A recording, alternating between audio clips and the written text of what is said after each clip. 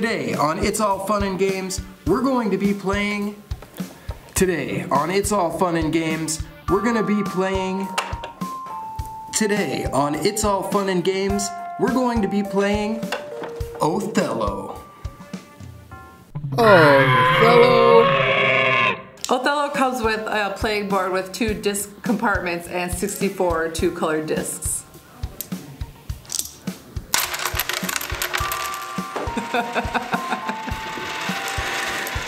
Make it rain.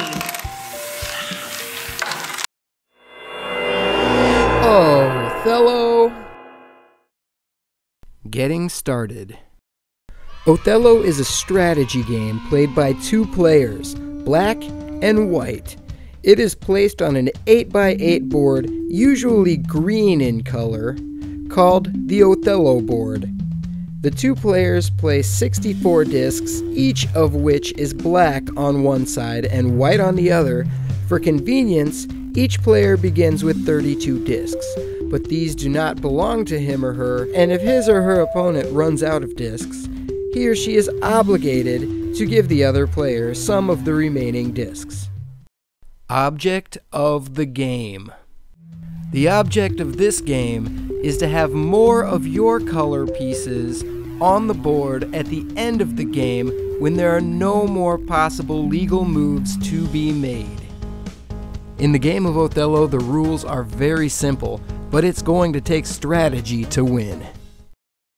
How to play. Decide which player plays which color up. Place 4 discs in the center of the board, 2 with the black side up, and 2 with the white side up. The discs should be placed so that 2 black side up discs run diagonally in one direction and the 2 white side up discs run diagonally in the other direction. One player plays discs black side up and the other white side up. Black always goes first. The black player places a disc so that it and one of his starting discs flank a white disc. Flanking. Flanking just means that a peg is surrounded on both sides by an opposing color. When this happens, that peg is considered flanked. Okay, so let's assume the starting player is black. Black places a disc so that it and one of his starting discs flank a white disc. Black flips the flanked white disc over so that it is now black and belongs to the black player. The second player, white, now places a disc to flank one or more discs belonging to the black player. These flanked black discs are then flipped over so they are white and become the property of the white player. Discs may flank the opponent's disc in more than one direction at the same time. All flanked discs are turned over in the same turn, becoming the opponent's property.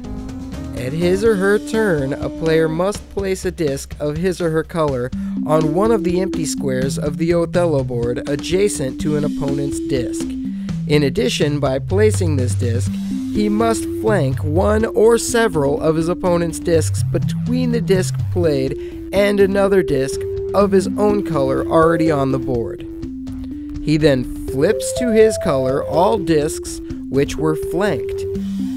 The discs are neither removed from the Othello board or moved from one square to another once they're placed.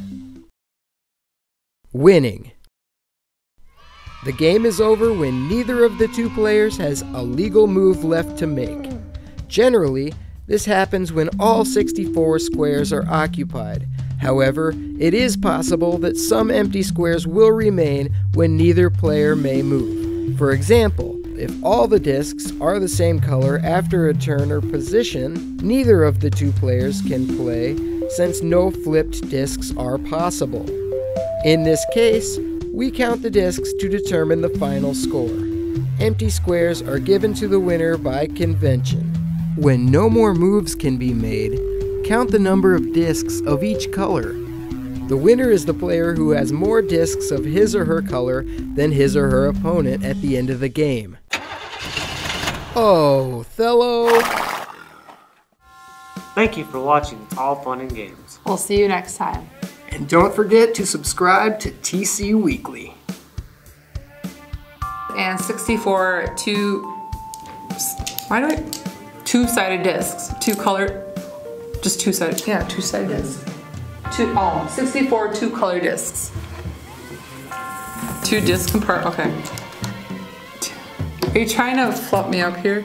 A playing board with 2 disc compartments and 2-sided discs. Discs. Like a tongue twister? 64 two-sided discs. Is that what you're doing? I know what you're doing. Playing with my emotions.